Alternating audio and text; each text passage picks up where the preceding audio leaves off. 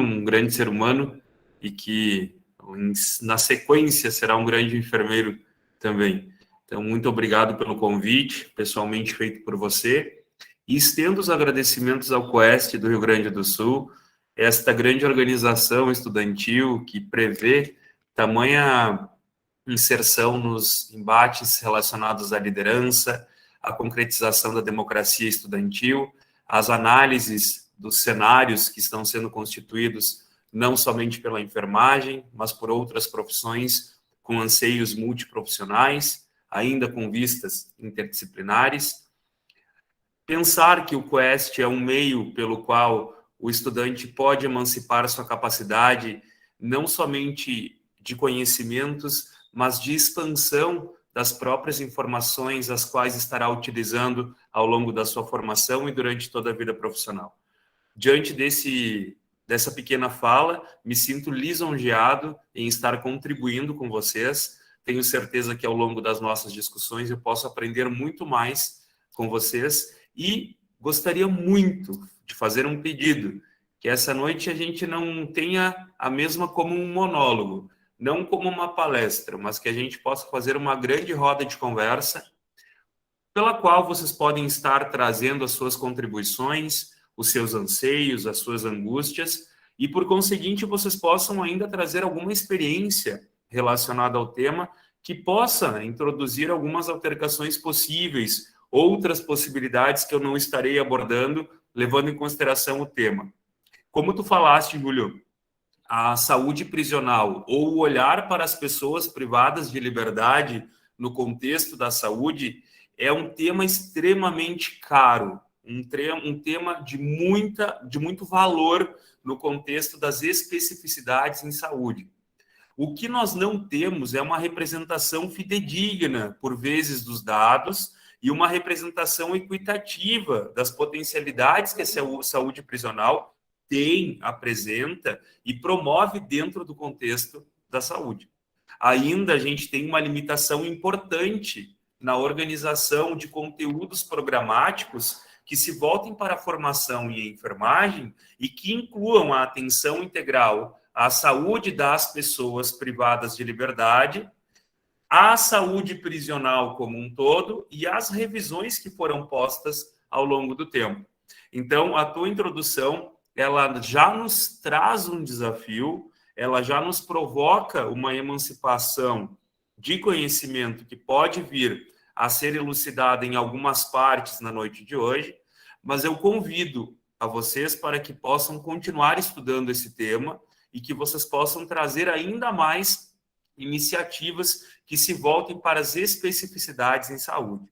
Eu, de antemão, peço desculpas se eu não abordar todas as relações que vocês gostariam de estar observando, mas saúde prisional é um mundo, da mesma forma que as outras políticas. Então, eu trouxe alguns resumos para que a gente possa provocar e, por meio dessa facilitação, a gente enaltecer um pouco desse tema que é tão caro para todos nós que somos sanitaristas e que pensam na valoração de um sistema único maior, mais potente e que pode, por conseguinte, transformar-se em um grande legado para a população brasileira. E assim o já é, né? Pessoal, eu fiz uma pequena apresentação para que a gente possa ir conversando, mas eu gostaria muito que vocês pudessem me interromper ao longo desta minha fala e que vocês possam, então, estar trazendo as suas elucubrações para que a gente movimente essa ideia, essa potência toda que é o Sistema Único de Saúde. Todas as reflexões trazidas por vocês farão com que a nossa aula se torne ainda melhor, ok? Temos muitos alunos aqui de vários lugares, tenho certeza, e eu acho que é isso que faz a enfermagem ser tão rica, a enfermagem ser tão importante e que comumente é vista como uma profissão voltada para alguns dogmas, alguns estigmas, alguns movimentos que são históricos. Eu gostaria que a gente pudesse se despir um pouco de algumas lacunas que foram incrementadas ao longo da nossa formação e pensar na nossa enfermagem como ciência, como uma ciência baseada em evidências, como uma ciência que transforma territórios, como uma ciência que movimenta populações. como uma ciência que promove um olhar mais ampliado em relação às necessidades de todos os povos. Esse é o início da minha fala para que a gente possa introduzir um pequeno conceito relacionado à saúde prisional, sem quaisquer estigmas, sem quaisquer injustiças, sem quaisquer preconceitos. Ou a gente não consegue, de fato, trazer uma clínica ampliada e compartilhada, um acolhimento integralizado, um projeto terapêutico singular, um movimento cidadão e de justiça social para as populações que carecem da nossa atenção, incluindo as pessoas privadas de liberdade. Por meio desse resumo, eu convido vocês, então, a participarem desse pequeno ensaio que eu trago para vocês. Vamos tentar acompanhar aqui e, por favor, me chamem, porque agora eu não os vejo mais, tá? Então, é importante que vocês me sinalizem, inclusive se der algum problema com a apresentação. Ok, Júlio? Pode deixar, vamos avisar sim. Então, muito obrigado. Então, eu trago aqui uma ideia da Política Nacional de Atenção Integral à Saúde das Pessoas Privadas de Liberdade no sistema prisional, porque nós temos outras pessoas privadas de liberdade que podem, inclusive, estar em cenários mais desumanos do que nós acompanhamos dentro dos cárceres, que são públicos, que são voltados para um processo cidadão. Nesse sentido, é importante que nós passemos a criticar os movimentos que estão presentes nessa inserção do termo pessoas privadas de liberdade e criarmos anseios ainda maiores que se reportem não somente ao sistema prisional, mas para todas as pessoas que carecem da oportunidade de vivenciar democracia, justiça, liberdade e assim por diante. Ainda, eu vou tentar trazer algumas revisões em um sentido mais amplo, mais resumido, que é o que a gente trabalha muito dentro do Conselho de Secretarias Municipais de Saúde, aqui do Rio Grande do Sul, como bem falado pelo Júlio, do qual eu sou apoiador técnico. Nesse sentido, a gente vai tentar interpretar as mesmas e potencializar as nossas visões. O cenário que vai ser apresentado é voltado para uma discussão acerca dos conceitos e as aplicabilidades da atenção integral à saúde das pessoas privadas de liberdade hoje no sistema prisional. Em outros cenários e outros contextos, em outros movimentos, nós podemos trabalhar outras populações e ainda alguns detalhes para as revisões. Antecipadamente, eu gostaria de trazer para a nossa versão acadêmica nesse cenário que essa política, ela data de uma portaria interministerial lá de 2014. É a portaria número 01 do ano de 2014. E quando nós formos ler a Política Nacional de Atenção Integral à Saúde das Pessoas Privadas de Liberdade no Sistema Prisional, a PNAISP, como nós chamamos, nós temos que lembrar que existem algumas versões que são muito contemporâneas, que são versões muito recentes e que trazem algumas críticas, algumas noções que se tornam importantes para que nós viabilizemos uma crítica potencial em relação aos movimentos sanitários que estão sendo construídos nesses territórios. Ou ainda que nós possamos nos posicionar criticamente em relação à limitação dos movimentos sanitários que, por vezes, não acontecem, que, por vezes, são coibidos, são retirados daquele patamar de cuidado integral e que também podem ser boicotados por algumas políticas secundárias. Eu falo isso com bastante segurança, no sentido que nós temos inúmeras análises políticas ou do setor da política pública que envolvem algumas aglomerações legais que pretendem chegar a um propósito comum, mas que não olham para as verdadeiras demandas e realidades localizadas nos cenários de quem merece, de quem precisa.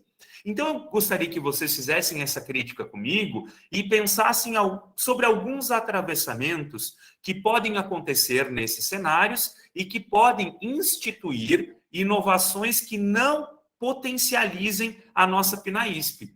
E essas inovações nem sempre são positivas, como eu acabei de falar. Elas podem acabar limitando, elas podem acabar ferindo aquilo que a gente trabalha como um pressuposto humano, integral, equitativo, de universo para o acesso e assim por diante.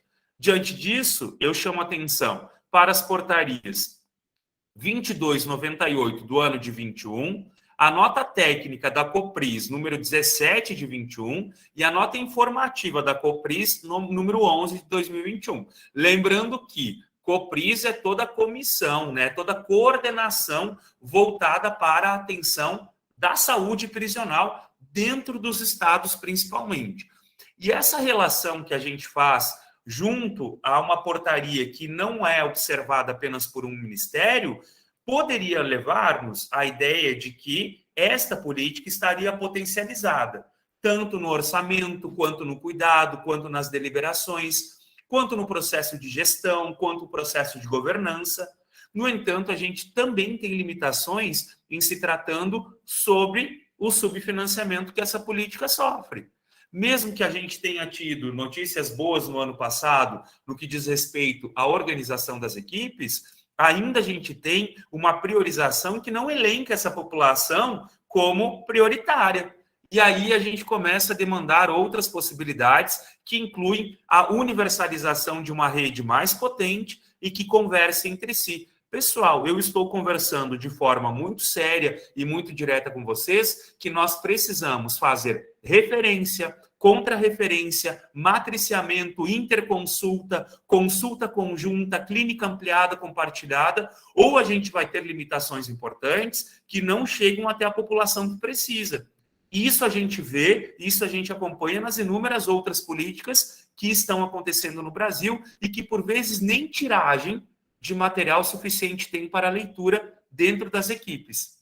Vejam bem, hoje a gente lida dentro do Previne Brasil com tipologias do IBGE. Nós temos tipologias lá de número 5, que são populações rurais remotas e que vão acompanhar uma leitura de maneira muito precária por vezes, porque às vezes esse material não chega. Nós temos ainda que pensar que se um material, se um insumo tão importante para o conhecimento, ele não chega nesses espaços, vocês imaginem como é que é a relação que nós teríamos com o acesso das populações aos serviços de saúde. E vocês podem caracterizar esses serviços como vocês bem intencionarem. Pode ser uma unidade básica de saúde, uma unidade básica de saúde fluvial, uma unidade básica de saúde ribeirinha, prisional, independente do mecanismo ou manejo que nós vamos estar contratualizando com esse espaço, com esse território, independente da nomenclatura, a gente precisa promover acesso. E se a política, por si só, no seu texto, na sua forma de entrega para os territórios e populações, não consegue fazer isso, bueno, aí a gente já está limitando uma proximidade maior e uma ampliação do acesso que é tão esperado quando a gente fala em Sistema Único de Saúde. Pensemos nos princípios e diretrizes, tão bem trazidos pela Lei 8080 e pela Lei 8142, mas que por vezes não se emancipam em muitas das nossas populações. Bueno, eu coloquei aqui embaixo, vocês podem ver, saúde prisional, marcos legais, um Google Drive. Tem um material extremamente potente que está associado ao governo do Rio Grande do Sul. É um material que traz todas as legislações, inclusive as revisões, e depois eu vou deixar com o Júlio para que ele possa distribuir para as pessoas que estavam presentes. E esse Google, ele traz apresentações em PowerPoint, ele traz apresentações em PDF, e ele traz algumas análises que são profícuas para que a gente possa fazer uma análise epidemiológica profunda sobre qual é o papel dos agentes, dos atores, das regras do jogo para que a saúde prisional se torne uma política de maior ascensão, de maior acesso e de maior articulação dentro das redes de atenção à saúde ou as demais redes que nós acompanhamos dentro do nosso querido Sistema Único de Saúde. Então, isso tudo vai ser um material que vai ser entregue para vocês. Bueno, olha só, Final de 2021, ou melhor, dezembro de 2021, a gente tinha alguns dados importantes, que a população prisional ela permaneceu estável, com um leve aumento de 1,1%, passando para 812 mil pessoas aproximadamente, com algum tipo de privação de liberdade. Isso em 2020, evoluindo para 821 mil pessoas em junho de 2021. Aí a gente começa a fazer uma classificação diferenciada. Desses, 674 estão em celas físicas e 141 em prisão domiciliar. Quando a gente olha para as vagas para custodiados no sistema, a gente observa, então, um aumento, segundo o levantamento do DEPEN, de 7,4%, enquanto a população, como eu mencionei há pouco, permanece estável sem aumento significativo. Nós sabemos as condições do nosso cárcere, das nossas prisões, nós sabemos as condições às quais as pessoas vivem, nós sabemos das superlotações associadas a esses cenários, e a pergunta que fica, não pensando apenas no número absoluto, o qual nós estamos acompanhando nesse cenário, como é que se faz saúde nestas condições? Essa pergunta ela é extremamente importante porque nós temos uma significativa transição de equipes dentro desses territórios que envolvem a saúde prisional. Nós temos inúmeras instituições que dão conta das necessidades inúmeras que essa população necessita, e ainda a gente tem problemáticas que envolvem iniciativas privadas e que podem levar a um aumento da precisão de uma política, mas que podem fazer com que limitações dentro da política pública também aconteçam. Nós temos sempre dois vieses, nós temos sempre dois lados a serem observados, e é essa crítica que eu gostaria de vocês hoje.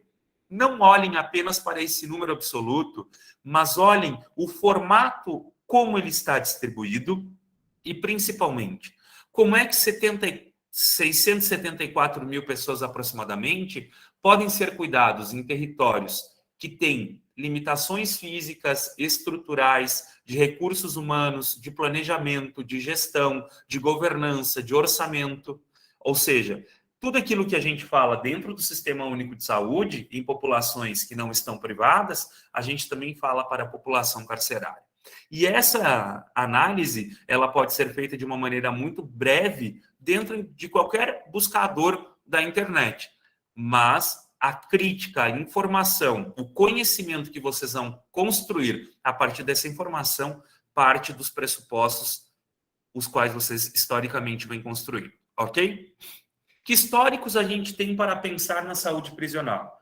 Lei de Execução Penal, Constituição Cidadã, nossa querida Constituição de 1988, por meio do artigo 196, a gente tem, então, a celebração de um sistema público, universal, gratuito de saúde, homologação do Sistema Único de Saúde, 8080 e 8142, Programa Saúde da Família em 94, embora a gente já tivesse o nascimento do PACS no ano 90, e a gente tivesse uma análise um pouco mais intensa por meio das NOBs 91, 92 e 93. Aqui a gente tem um manifesto importante para fortalecimento e consolidação da atenção primária à saúde. NOB 96, que traz o ideário principal da municipalização para o Sistema Único de Saúde e traz maiores responsabilidades para os municípios no que diz respeito à descentralização, e aí movimenta as características orçamentárias de maneira um pouco mais direta, embora a gente estivesse vivendo um planejamento deficitário da Seguridade Social previsto na Constituição Federal, aqui a gente tem um movimento um pouco melhorado. Depois, assim, a gente tem o nascimento do Plano Nacional de Saúde no sistema penitenciário, e vejam bem, depois de 11 anos, nós temos uma política nacional de atenção integral às pessoas privadas de liberdade no sistema prisional. Isso até 2014. Durante todos os anos, nós tivemos revisões importantes dessa política que observaram essa construção de saúde de uma maneira mais horizontal eu diria mais horizontal e mais transversal, embora algumas lacunas que foram atravessadas por outras políticas causassem déficits importantes na PNAESP. Podemos citar aqui de forma muito segura a Política Nacional de Saúde Mental, que trazia alguns elementos históricos que não eram bem-vindos na contemporaneidade. Agora, essa crítica vocês também podem construir por vocês ou por análises mais sólidas. Talvez possamos construir uma alteração mais voltada para isso futuramente. Que objetivos a gente traz por meio dessa política tão importante? Primeiro, e é o que eu venho falando para vocês desde o início da minha fala, garantir o acesso das pessoas privadas de liberdade e que a gente preveja um cuidado integral no Sistema Único de Saúde. Se eu perguntar o que é cuidado integral para vocês, na maioria das vezes, e não é porque nós estamos discutindo apenas um cenário do Sistema Único de Saúde que a gente vai poder falar isso, a maioria das vezes as pessoas respondem que é olhar a pessoa como um todo, ver o contexto holístico para poder transformar as ações e serviços em uma forma mais humana, prioritária, atenciosa, afetuosa. Ótimo, essa resposta ela é muito bem-vinda. Ela traz um cenário de aptidões conceituais incrível e que monta uma reorganização nos processos de cuidado dentro do Sistema Único de Saúde e outros cenários que nós vivemos. Talvez crie até um embate com o relatório Flexner, lá de 1910, e poderia, elencar uma briga conceitual com as caixinhas formadas por esse relatório. Bueno, é uma coisa que nós podemos pensar futuramente também. Mas falar sobre integralidade, principalmente em uma política como essa, é lembrar que quando nós temos um usuário privado de liberdade, que está sob os auspícios, sob os cuidados de uma população, de uma equipe de saúde prisional, ele não está isolado dos demais pontos da rede. Esse usuário, ele faz parte de um território. E se vocês bem lembrarem, os territórios distrito, área e microárea, eles fazem parte de uma rede de atenção extremamente potencial, que inclui microterritórios futuramente, na sequência, e que inclui macroterritórios por conseguinte. Até 700 mil no sul, até 500 mil no nordeste e no norte. Ótimo, mas não pensando nos números absolutos. Como é que nós estamos ressignificando a participação das pessoas privadas de liberdade dentro de um cenário voltado para o cuidado integral, se nós estamos isolando as mesmas dentro de um território que é de clausura, dentro de um território que é voltado para o cárcere, para a privação da democracia e da justiça social, independentemente dos feitos pelos quais a pessoa se encontra naquele cenário. Não é o nosso propósito. Aqui, a discussão vai ao encontro de como a integralidade pode melhorar a reconstrução do espaço que essa pessoa tem direito dentro do Sistema Único de Saúde. Nós não estamos falando em um sistema gratuito, equitativo e universal? Bueno, aqui eu trago uma crítica importante para que a gente possa tentar provocar os seus anseios acadêmicos. Como é que nós estamos ressignificando essa inserção dentro desse território? Se a integralidade prevê que quando eu não tenho densidade tecnológica possível ou tecnologias possíveis dentro de um determinado nível de atenção, eu leve a outro, eu tenho que pensar para isso também para as pessoas privadas de liberdade. Ou a nossa problemática começa no cenário de interpretação da própria legislação que anseia uma universalidade e que prevê integralidade como princípio doutrinário e que prevê integralidade como um dos atributos da atenção primária à saúde. Lembremos aqui Barbara Starfield, lembremos aqui Alma Ata, lembremos Carta de Ottawa, Carta de Astana, como quiserem. Isso está escrito, desenvolvido e articulado com as redes de atenção. Bueno, promoção da cidadania, falamos há pouco, e aí, desenvolvimento social, educação, geração de renda, trabalho, resolubilidade, aqui uma função da atenção primária à saúde, bem descrita junto com os demais atributos e competências, que seja contínua, vejam bem, a longitudinalidade, um atributo essencial sendo permeado dentro da própria política, e ainda com ênfase nas atividades preventivas, sem que nós tenhamos prejuízo dos serviços assistenciais. E aí, quando a gente fala em atividades preventivas, lembrar que o cenário proposto para as pessoas privadas de liberdade também promove, intensifica o olhar para a promoção e prevenção à saúde, e que isso não fica só nos territórios abertos. Respeito à diversidade étnico-racial, às limitações físicas, mentais, cognitivas, intelectuais, condições socioeconômicas, sociais, psicossociais e tudo aquilo que envolve as culturas, tudo aquilo que envolve a família, tudo aquilo que envolve a comunidade e todas as práticas que são da natureza da pessoa que vive aquela determinada situação. Chama atenção para a raça, chama atenção para a cor, chama atenção para gênero, chama atenção para a identidade de gênero, chama atenção para a orientação sexual e assim por diante. Dentro dessas especificidades, todas as consequências que podem estar atreladas a essa efusão, a esse emaranhado de conceitos que mereceriam uma aula específica para a sua interlocução ou ainda a tradução dos mesmos. Na sequência, a gente pensa na intersetorialidade, pensando em uma gestão que seja integrada e racional, por favor.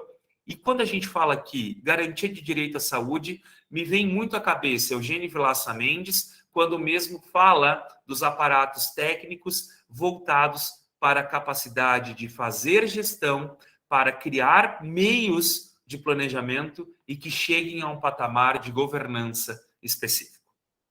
Gente, alguma dúvida, alguma interação, alguma incursão? Por favor, fique à vontade, tá?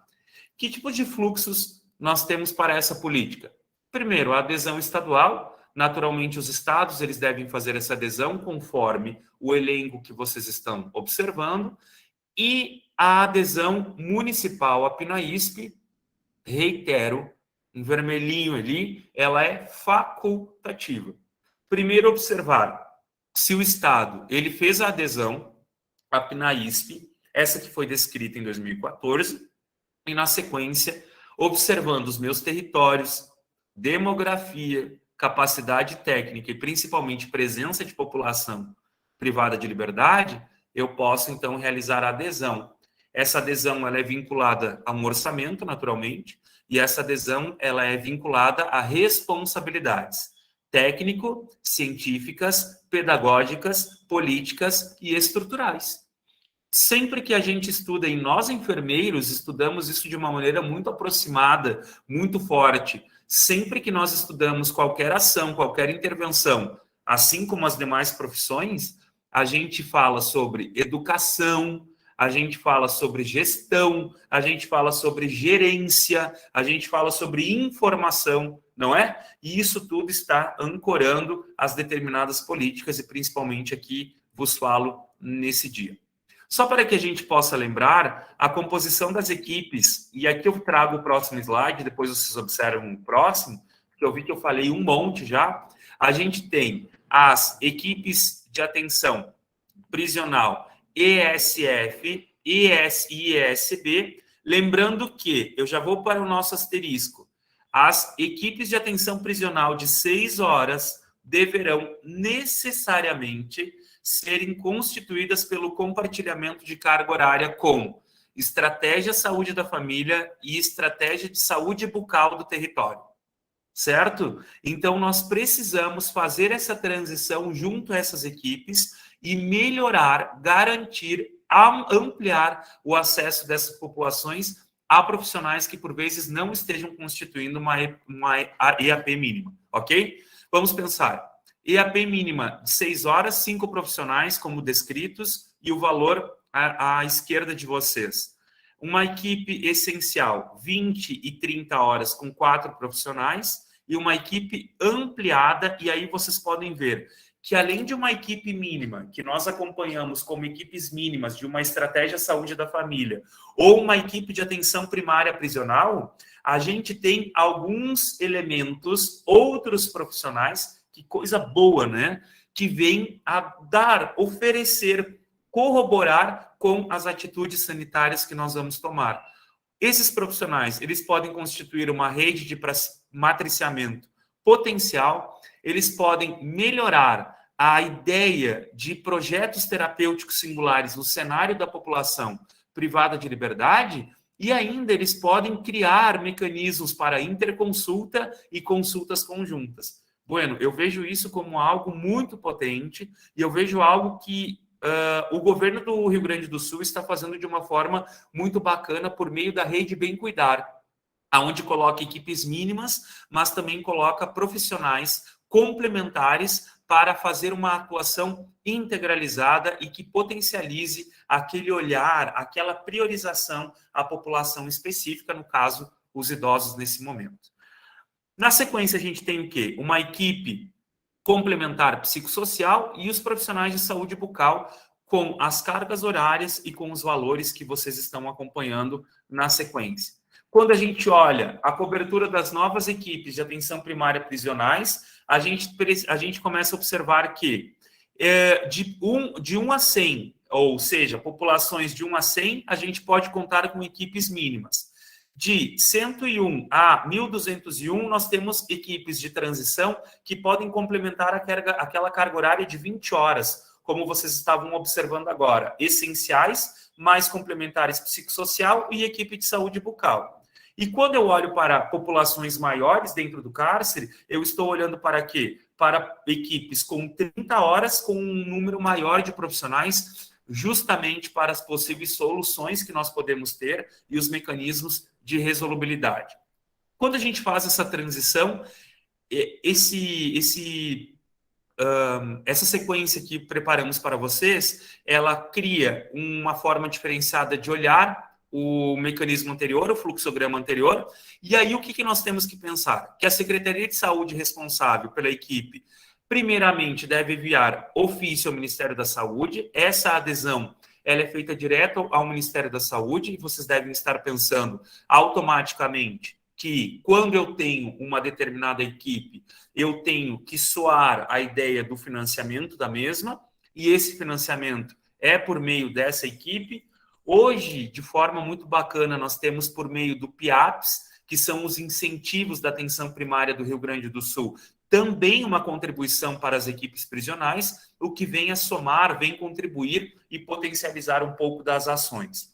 O prazo de até 150 dias após a publicação de portaria para que os parâmetros, as regras do jogo, como se fala em governança, estejam postas e que a gente possa, por meio de uma missão, de uma visão, de objetivos e de desenvolvimento, alocar os recursos mínimos necessários para as intervenções sanitárias a serem observadas, previstas, e a solicitação enviada ao Ministério deve seguir as regras de transição a pedido. Por exemplo, nós temos equipes, e isso acontece muito, e aconteceu agora em 2021, muitas equipes que eram 20 horas, equipes de saúde bucal 20 horas, que solicitaram transição para 30 horas e foram atendidas. O caso aqui de Erechim, que é o município onde eu moro, atendeu essa especificidade e teve essa observação contemplada. Aqui, da mesma forma, só para que a gente possa pensar quando existe transição automática, após 150 dias, se não houver solicitação de transição, o Ministério realizará a transição automática em até 30 dias. E a transição deve seguir as regras da transição automática, que está vinculada à portaria de 2021, que vocês terão acesso por meio do Google Drive, que eu irei encaminhar. E aí, na sequência, como é que a gente tem essa noção legal? A publicação da portaria de credenciamento, e aí a gente tem o INE da equipe, esse INE associado ao determinado CNES da Secretaria Municipal da Saúde. Esses mecanismos de governança e de gestão são mecanismos que vocês têm que entender para que futuramente, enquanto gestores do cuidado, vocês possam, inclusive, consultar o seu perfil, a sua condição dentro do Cadastro Nacional de Estabelecimentos de Saúde, e o INE sempre vem com um credenciamento, com a homologação da equipe criado, contextualizado pelo Ministério da Saúde. Uma coisa que a gente deve aprender e que eu sempre repito quando eu falo com alguém sobre gestão e governança: o INE é um dos números que nós não podemos mexer. Todo mundo já teve a experiência de trocar, mexer, substituir algum número ou substituir o próprio INE. Isso faz com que a gente abra uma lacuna entre aquela equipe e o Ministério da Saúde, e essa lacuna, por conseguinte, faz com que a gente tenha limitação no próprio orçamento.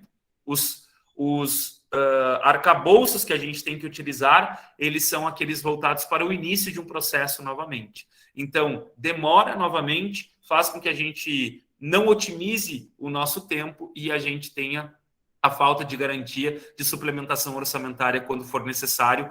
E nós sabemos, enquanto gestores, o quanto isso é necessário para a manutenção de ações, serviços e todas as intenções provocadas por um Plano Municipal da Saúde, por um PPA, uma LDO, uma LOA e assim por diante.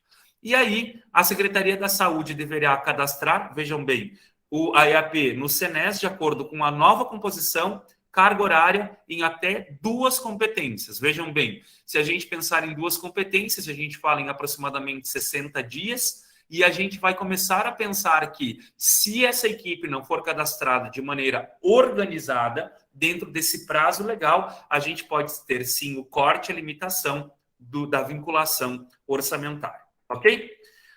Só para que vocês tenham um panorama de como nós estamos aqui no Rio Grande do Sul, até para quem é de outro estado e que está acompanhando, fazer a busca dentro do seu estado e observar um pouco das contextualizações. O repasse mensal, para que vocês tenham ideia, ele passa de R$ 1.204.427,20 para R$ 1.388.500.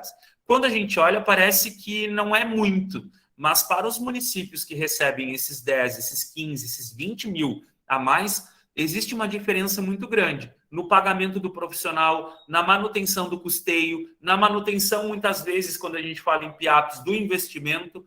E essa análise, ela traduz-se principalmente em ações e serviços de saúde. Não apenas análise e monitoramento de indicadores, mas uma solução efetiva para que a gente possa traduzir tudo isso em política pública de saúde de qualidade.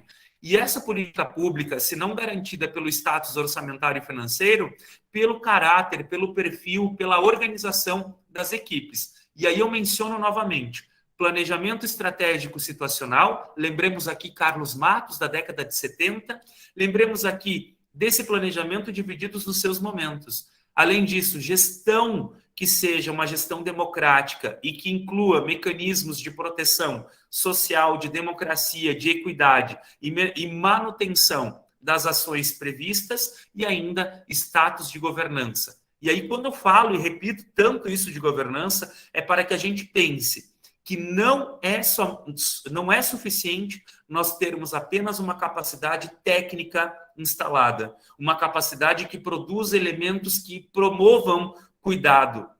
Nós temos que ter articulações políticas que incluam inovações, que incluam uma permanência de indicadores melhorados, inclusive nas maneiras de se fazer orçamento e finanças. Aqui a gente pode destacar emendas complementares. Eu não gosto muito das emendas porque elas não são equitativas, elas são um pouco direcionadas, mas para alguns espaços elas funcionam muito bem de forma democrática e transparente. Eu trago para vocês também uma sequência dos municípios nos quais nós temos equipes contratualizadas e as diferenças que esses municípios acabaram adquirindo ao longo desse processo de transição das equipes funcionais que eram voltadas para a atenção primária e para as equipes de atenção primária prisional. Então, aqui tem toda uma sequência para que vocês possam alcançar dentro dos seus estudos quando eu passar esse material. Essas novas equipes de atenção primária prisional, o que é que elas trazem de diferente ou o que a gente consegue ver, observar enquanto cenário de gestão? Primeiro que é uma adesão municipal que é facultativa, como eu havia falado para vocês. tem um processo de credenciamento que é simplificado. Uma transição curto, gente, porque se a gente observa algumas outras equipes que a gente solicita, e aqui nós podemos destacar com segurança, estratégia de saúde da família, equipes de saúde bucal, a gente tem tempos muito mais demorados e que dependem de uma transição orçamentária do Ministério e do Estado. E isso acaba desmontando, né, algumas percepções gestoras locais. Otimização das equipes e maior capacidade de cobertura. Vejam bem, a gente fala sim de cobertura dentro de territórios privados de liberdade, porque nós estamos criando, potencializando acessos. Vejam bem, quando a gente fala de uma população privada de liberdade, nós estamos falando de uma caracterização familiar, nós estamos falando de uma caracterização comunitária, nós estamos falando de um perfil que tem sim voz e vez em outros cenários daquele território, e que precisam e que têm uma permanência também em outros territórios, se não somente naqueles nos quais eles estão vivendo temporariamente. Então, essa análise faz com que a gente possa criar, sim, novas possibilidades, que a gente possa prever que as caricaturas legais não interrompam os meandros positivos de uma política de qualidade e que a gente possa intervir enquanto controle social para que essas manipulações não aconteçam, principalmente em cenários de tamanha vulnerabilidade social, em que, por vezes, as pessoas não têm o direito de defesa. E isso é muito grave dentro de um sistema único de saúde que opera mediante princípios e diretrizes tão importantes. Um repasse financeiro que seja mais próximo ao custo real das equipes e um modelo mais próximo da estratégia de saúde da família. Pensando que, com a portaria 2436 de 2017, que a gente tem uma mobilidade voltada para as equipes de atenção primária prisional, a gente não muda a composição mínima de equipe, não. A gente, inclusive, utiliza recurso da estratégia de saúde da família para pagar a EAP. Então, que a gente possa traduzir esse legado também para dentro da equipe prisional. É uma outra discussão, se está certo ou não que a gente tenha equipes secundárias, um second floor, né, para tentar manter a ideia de atenção primária do Brasil, eu não sei, mas é uma discussão que eu gostaria de fazer com vocês em outro momento, se possível, ok? E aí, como é que a gente vê a saúde prisional dentro do piso de incentivo às ações de saúde aqui no Rio Grande do Sul? Esse PIAPS é o piso da atenção primária do Rio Grande do Sul, certo?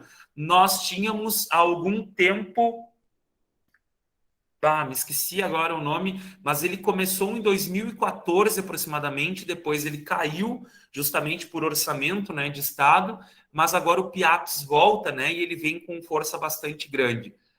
Trouxe alguns elementos voltados para reformas de unidades básicas de saúde, reformas de serviços de saúde, trouxe a Rede Bem Cuidar, trouxe o programa Assistir, que reorganiza algumas referências na média e alta complexidade. Então, tem algumas mudanças importantes aí, mas que precisam também serem repensadas por vezes, mais discutidas e potencialmente colocadas em alguns lugares mais específicos. Lembrando que o Rio Grande do Sul tem 497 municípios, lembrando que o Brasil tem mais de 5.000 municípios e que a gente tem especificidades diferenciadas de uma maneira muito, muito larga, não é? Quando a gente pensa na geografia, quando a gente pensa na cultura dos desdobramentos que a mesma traz.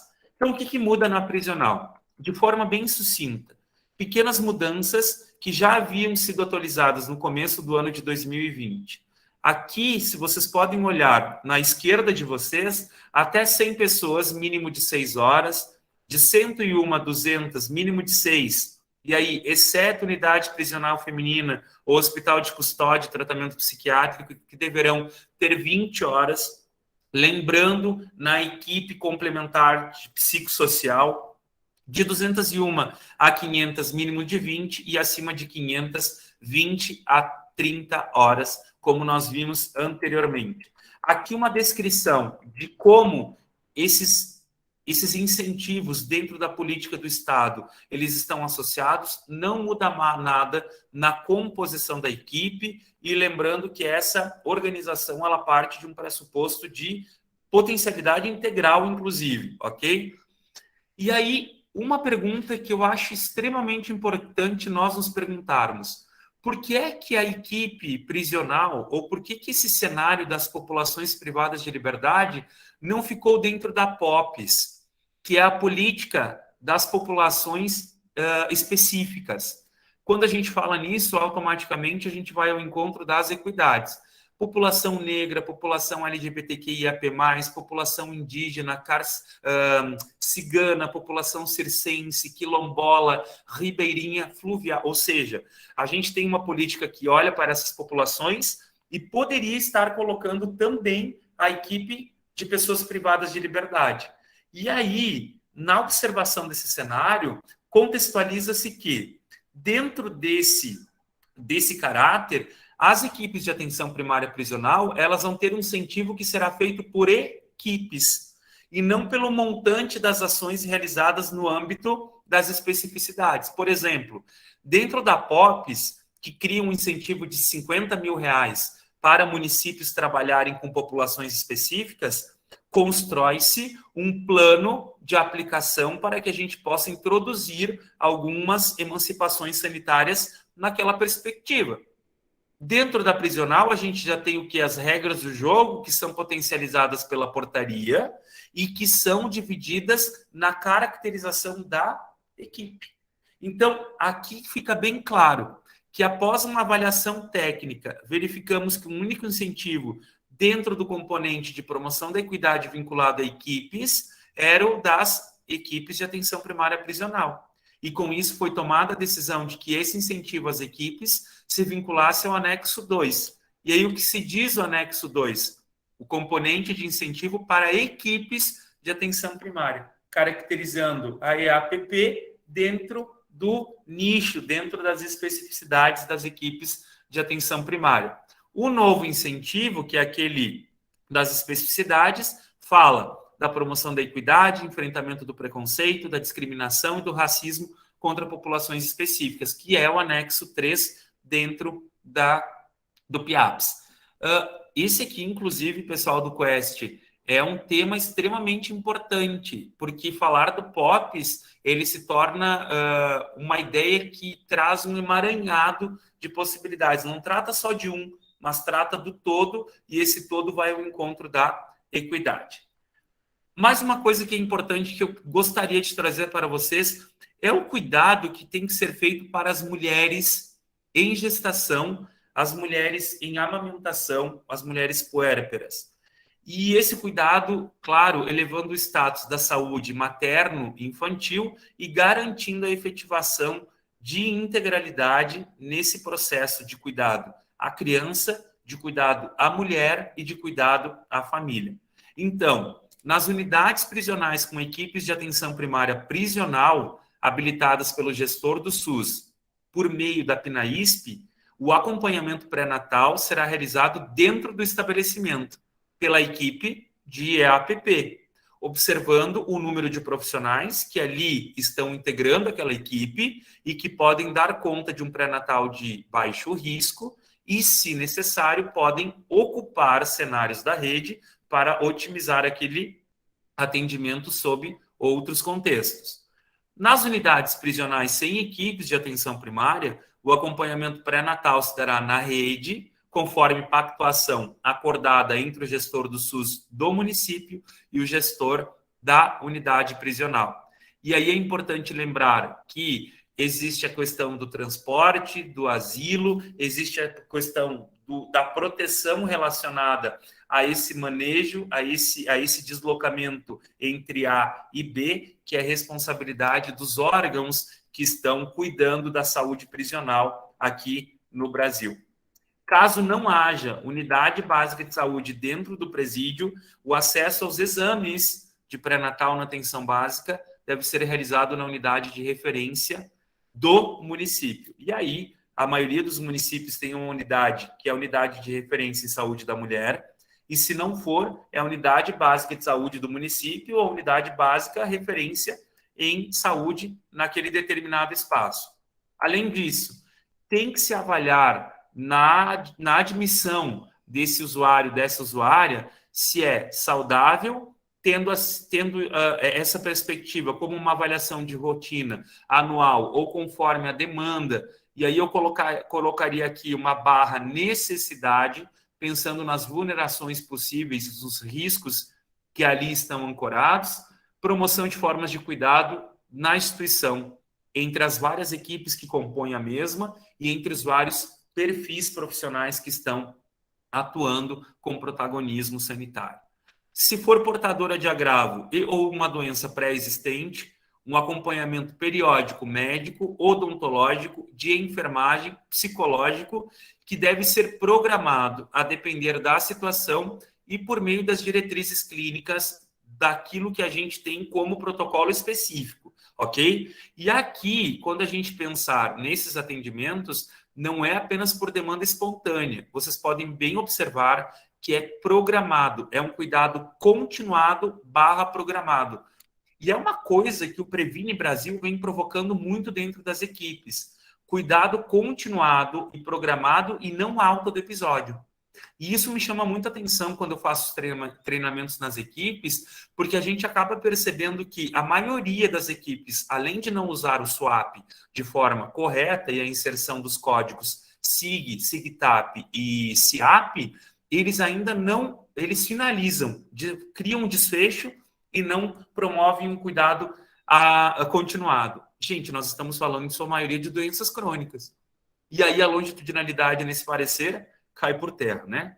E a gestante, então, que tem um estabelecimento de acompanhamento pré-natal, conforme rotina do pré-natal de risco, habitual, com no mínimo 7 consultas, e aí vem o guia de pré-natal da atenção básica. Eu estarei encaminhando para vocês esse material e aqui vocês podem ver um fluxograma que eu acho incrível, inclusive para que a gente possa tê-lo nos recursos para estudos e que a gente possa utilizar isso nas nossas provas de residência, nas nossas provas de concurso e principalmente para que a gente tenha conhecimento de que esses fluxogramas eles induzem a uma materialização da própria política. Que a gente possa ter uma determinação, uma definição de como a política acontece e como essa extensão da política dentro de um território, ela deve ser respeitada e não deve ter atravessamentos outros por interesses próprios ou de terceiros. Uma emergência sanitária que nós temos dentro dos espaços de privação de liberdade. Tuberculose, HIV/AIDS, hepatites, sífilis, as dermatites em grandes quantidades, e a hipertensão.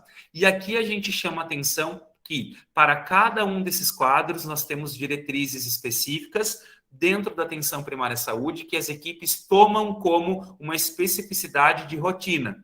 Lembrando que nós estamos em um espaço diferenciado, que apresentam riscos maiores e que tem uma determinação epidemiológica diferenciada também. Diante disso, cada equipe deve tomar a sua decisão mediante um risco, um quadro de planejamento potencial e que inclua uma normativa para aquele agravo. Que desafios, pessoal, nós temos dentro dessa PNAISP hoje em dia que devem estar nos ancorando dentro das nossas possibilidades acadêmicas, profissionais e de atuação profissional. Eu vi que não tem profissionais lá da enfermagem hoje na nossa sala, mas dentro de uma perspectiva multiprofissional e com vistas à interdisciplinaridade. Então, primeiro, aumentar a cobertura assistencial. Segundo, qualificar as intervenções intersetoriais. Vejam bem, que a gente tenha os sempre muito presentes na interlocução das redes, potencializando gestões e levando a um processo de governança. Informatizar os serviços, ofertar processos de educação permanente e continuada. A EPS sendo vista como um dos grandes protagonistas de mudança dos cenários atuais, dos cenários contemporâneos. Espera aí, e os cenários de cuidado em saúde pós-pandemia, sem EPS não vão funcionar. Qualificar a gestão e aprimorar a infraestrutura para o atendimento em saúde. Dentro desse cenário, dessa possibilidade, eu fico pensando que nós poderíamos falar muito mais, Júlio, e quando eu me dei conta, eu falei 1 hora já, né? E a gente pode pensar que falar de saúde prisional é fácil.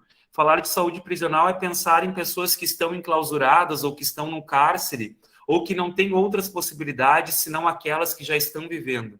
Pelo contrário, se nós potencializarmos o que está previsto pela PNAISP e pelo que nós vemos diante das outras revisões e outras políticas, a gente consegue emancipar lugares diferenciados para esses usuários e usuárias, para esses seres humanos, para essas pessoas que precisam sim de uma atenção especializada, específica.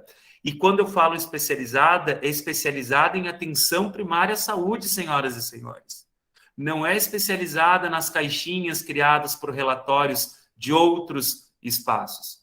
Lembrem-se que quando vocês fizerem atenção primária à saúde, vocês estarão sendo especialistas do cuidado. E ainda gostaria de trazer que, se nós pudermos tratar todas as pessoas antes como pessoas e depois como pacientes, a gente consegue, talvez, mitigar algumas rupturas que nós temos no Sistema Único de Saúde.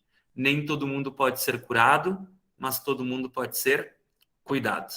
Minha lisonja em participar desse painel, desse ensaio, espero que eu tenha alcançado aquilo que vocês esperavam e eu estarei sempre à disposição do Quest, com certeza. Samuel, muito, muito obrigada pela tua aula maravilhosa. A fala foi realmente muito importante. Tem uma pergunta aqui no chat, se tu não te importar, eu vou fazer agora. Tu responde e depois eu sei que o Júlio também tem umas outras perguntas, tá? A pergunta foi feita pela Sara Farias. Ela é enfermeira do Rio de Janeiro. Atualmente ela é doutoranda da UFRJ na temática do sistema prisional no Rio de Janeiro. E a pergunta dela é a seguinte: após o início dessa política, vocês conseguiram melhorar a assistência a essa população? Eu não sei se a Sara ainda está na aula, caso ela queira complementar, né? Mas é isso que ela deixou no chat para a gente. Oi, Sara, tudo bem? Que pergunta bacana e que formação incrível que você está tendo, principalmente na UFRJ, em uma temática tão bacana. Se você estiver aqui e quiser conversar um pouco com a gente, eu acho que a sua pergunta, inclusive, ela pode ser uma provocação para as demais alterações que a gente pode ter na sequência, né? No meu ponto de vista e naquilo que eu acompanho, a gente teve melhora desde que a gente teve implementação do Sistema Único de Saúde. A gente não teve melhora na garantia de chegada da política ao cenário que era esperado. Eu ficaria com essa provocação para você. Boa noite. Tá meu nome como Sara, mas meu nome é Débora. É que eu estou usando o e-mail da minha filha, que eu entrei no computador dela. Meu nome é Débora, eu sou doutoranda da UFRJ e eu também trabalho aqui no sistema prisional no Rio de Janeiro. Eu sou enfermeira, trabalho dentro do sistema prisional já há 21 anos. E, assim, quando eu te fiz essa pergunta, porque eu entendo que é um direito, é uma população extremamente invisível, acho que até às vezes por conta da própria sociedade. A sociedade não quer enxergar. É melhor que essa população esteja invisível. Eu acho que acaba sendo até um facilitador. Vamos deixar ali aquela população quieta, já que é uma população que tem já um estigma, ela já tem um ranço próprio dela. E por que eu faço esse questionamento? Eu não sei como é que é a atenção, no caso, no Rio Grande do Sul, com vocês, porque aqui no Rio de Janeiro, a política está começando a entrar agora. E nós temos, assim, várias entradas. Nós temos profissionais que trabalham no sistema prisional, que são funcionários públicos e que agora estão trabalhando junto com a política. E quando você fala em sistema prisional, às vezes eu até brinco, eu falo assim, que quando eu estou dentro de uma unidade hospitalar, eu lido somente com pessoas que falam sobre saúde, o que para a gente é muito fácil, você falar com o médico, você falar com o nutricionista, as pessoas entendem isso de uma forma muito fácil. Quando você trabalha dentro do sistema prisional, é uma outra linha, né? Você tem que estar sempre em contato com desembargadores, juízes, pessoas que trabalham diretamente para a segurança e que, por vezes, não entendem a necessidade da saúde, colocam isso muito à parte, não como um direito. Na realidade, por vezes, eles colocam que essa pessoa não tem nem esse merecimento de ter essa atenção.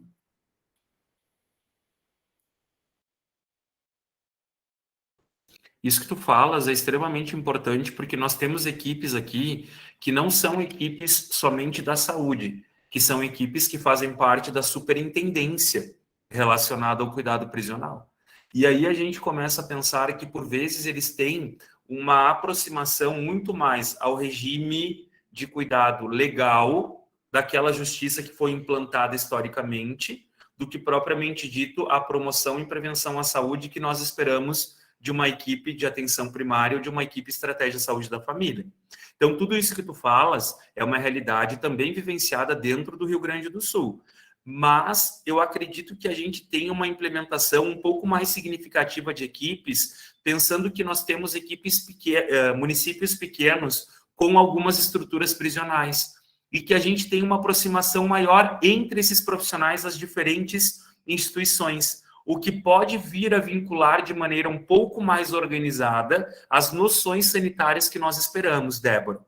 Então, as lacunas, elas são existentes ainda, as adversidades, elas são existentes. Não pense que a gente consegue colocar 20 pessoas dentro do pátio para fazer promoção da saúde, falar sobre hipertensão e diabetes, porque isso seria uma falácia, seria uma utopia da minha parte.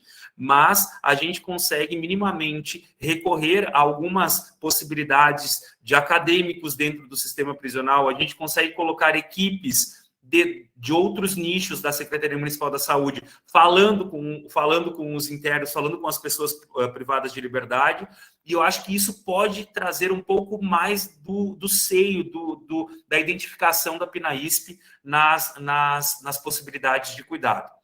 Eu acho que nós temos muito a avançar. Nós estamos com 34 anos de Sistema Único de Saúde, vamos fazer, né? E vejam bem comigo, nós ainda temos muito de SUS para fazer, né? Imaginem, então, uma política que é um bebê. A gente tem uma política que tem 8 anos.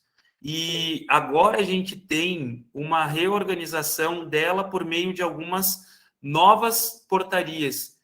E aí a gente tem que fazer uma nova adaptação dentro das equipes e das gestões. Eu acho que vem muito trabalho aí pela frente, Débora. E eu gostaria muito que você desse uma olhada nesse material que eu vou disponibilizar e que provavelmente o pessoal vai mandar para os seus e-mails, porque ali tem bastante material, inclusive, para que você possa criar uma ancoragem nos seus estudos, tenho certeza. E eu me coloco à sua disposição, se assim for importante. Obrigado. Obrigada, Samuel. Eu gostaria, assim, de parabenizar você, até porque é um tema que as pessoas, por vezes, assim, não gostam de falar. Eu sou apaixonada, sou suspeita em falar, porque eu sou apaixonada pelo sistema prisional. E eu gosto muito, então eu só queria te parabenizar mesmo.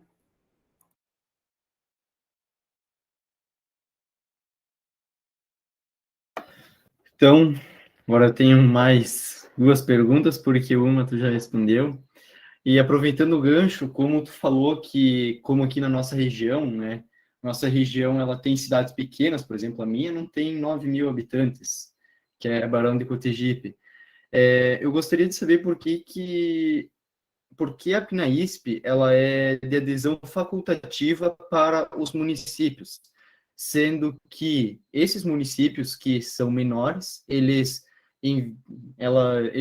como é que eu posso dizer, eles mandam essas pessoas para um centro maior onde tem um sistema prisional. Por que é facultativo, sendo que eles vão ter essas pessoas, mas vão acabar distribuindo para outros locais? Júlio, eu gosto muito dessa sua pergunta. E eu acho que é uma pergunta que acaba criticando o próprio sistema e a forma como ele é implementado, né? A primeira coisa é que a gente sempre olha para as políticas de saúde e elas são voltadas para critérios ou populacionais ou administrativos. Concordas comigo? Dentro de tudo aquilo que a gente estudou ao longo do tempo, tu deves pensar junto comigo que, demograficamente, algumas políticas podem ser implementadas e outras não, correto? Além disso, a gente tem, nesse caso específico, a presença de um aparato físico específico e de uma população específica que vai ser norteada pela viabilização e presença dessas equipes. Agora veja comigo uma das críticas que nós podemos construir, você, eu e essa plateia incrível, né? Se nós conseguíssemos, por meio da organização de um processo de matriciamento, devolver aos municípios menores ou equipes de abrangência da microrregião uma forma de cuidado, tu não achas que a gente também estaria trazendo um pouco da PINAISP no processo de cuidado e ampliação do mesmo? Olha só, nós não temos como mudar a lógica de adesão à PINAISP, concorda? Mas eu acho que nós temos como mudar a lógica de organização da integralidade no processo da PINAISP.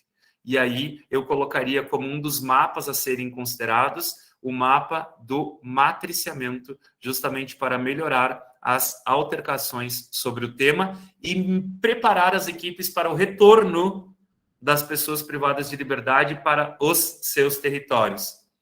Saúde mental, saúde integral de uma maneira como um todo, naturalmente, né? Mas eu traria aqui o aspecto da saúde mental como um dos maiores a serem apoiados nessa contextualização. É só a gente pensar, pessoal, as pessoas ou os usuários alcoolistas já conseguiram pensar sobre isso? E como eles retornam, por exemplo, para os seus territórios sem uma equipe que está preparada para lidar com a saúde mental de uma maneira mais abrangente? Eu colocaria nesta mesma lógica, Júlio, e aí a gente teria mais uma aula para criar essa crítica como potencial. Viu? Eu acho que hoje ficaram várias provocações, inclusive, viu? Que a gente pode ir pensando. Nossa, bem ampla mesmo. E uma outra dúvida que eu tenho é em relação à rede Bem Cuidar, que como é uma rede nova, que vai trabalhar junto com a ESF, a Estratégia de Saúde da Família, como que ela se encaixa junto nessa temática, em prestar assistência ao serviço de saúde prisional? Ótimo, mais uma vez. Primeiro que eu estou apaixonado pela Rede Bem Cuidar. Eu acho que ela veio potencializar a atenção primária à saúde de uma maneira muito, muito, muito potente. Claro que ainda ela escolhe apenas uma equipe dentro dos municípios, ok? Ela não trabalha com todas. Ela escolhe uma das equipes. Mas olha só o que ela está tentando prever, Júlio. E gurizada que está aqui. E quando eu falo gurizada, a gente é com muito carinho, tá? Ela tenta prever um olhar principalmente às especificidades. Olha como casa muito com a população privada de liberdade já no início. Ela traz como um dos olhares principais e primários a população do idoso, o envelhecimento saudável e o envelhecimento ativo. Ela traz profissionais de outros núcleos para caracterizar uma percepção multiprofissional com vistas à interdisciplinaridade junto à equipe mínima. Então, eu acho que a Rede Bem Cuidar, ela traz inúmeros elementos que já estão constituídos dentro da PINAISP para uma outra população que carece de cuidado, que é a população idosa, e que, por conseguinte, nos outros momentos vai trazer outras populações que precisam muito da nossa atenção. Além disso, ela inclui códigos novos do CIAP para que a gente possa trazer inovações no campo da saúde dentro do envelhecimento humano. Ela cria a rigorosidade frente às reuniões de equipe e dentro das reuniões de equipe, a ocupação voltada para as consultas em um projeto terapêutico singular ou consultas conjuntas, e ela prioriza as demandas por meio de acolhimento por classificação e avaliação de risco. Isso, para mim, já traduz inúmeros dos benefícios que a Rede Bem Cuidar traz e que poderiam ser lançados dentro da nossa PINAISP de uma maneira gradual e com muitas condições discursivas, naturalmente. Nossa, muito bom. Acredito que vai ter resultados bem importantes aí. Vou passar a palavra para a Júlia, mas antes eu gostaria de agradecer por ter apresentado esse tema para nós. Foi muito enriquecedor, como sempre, né? Tu traz um conteúdo muito bom. E agradecer novamente por ter aceito o nosso convite de estar aqui essa noite falando sobre essa temática tão importante. Então, agora eu passo a palavra para a Júlia para fazer a sua contribuição. Isso, então, de novo, Samuel, obrigada. Não sei se mais alguém tem alguma pergunta, fique bem à vontade. E como tu mesmo disse, né, Samuel, esse é um tema muito amplo, a gente tem muita coisa ainda para conversar, então eu espero que a gente possa manter essa parceria. Quem sabe, né, a gente elabora mais algumas aulas esse ano, nos próximos anos. Enfim, a aula foi maravilhosa. Antes, bem no início da tua aula, alguém falou no chat, agora não me recordo o nome. Infelizmente, esse é um tema que na graduação a gente não vê ou vê muitíssimo pouco, né? E é um tema importante. A gente precisa desse tema, até mesmo para a gente quebrar, né, esses pré-conceitos que a gente acaba tendo sobre. Então, a aula foi esclarecedora, muito didática. E, de novo, parabéns e muito obrigada por aceitar o nosso convite. Minha gratidão. É Júlia e Júlio, né? Pelo que eu vi. Isso, e tem a Jana também, que está presente, que também faz parte do comitê. Bacana. Então, muito obrigado, Jana, Júlia, Júlio. O Júlio foi meu aluno aqui, então é muito bacana ter recebido esse convite de um aluno que a gente tem tanto carinho também. Eu vi outras gurizadas que a gente tem um apreço muito grande. E a todos vocês que eu ainda não conhecia, fica meu abraço e lembrar que nós seremos profissionais da saúde sempre e que a gente vai lidar com seres humanos. Por favor, lembrem-se disso, porque esse é um dos maiores legados que a gente leva da nossa formação. Minha gratidão, que a gente possa, de fato, construir maiores redes e, com essas redes, maiores afetos. Um abraço. Obrigada, pessoal, e a gente deseja uma boa noite a todos. Até o próximo evento. Uma boa noite a todos. Até mais.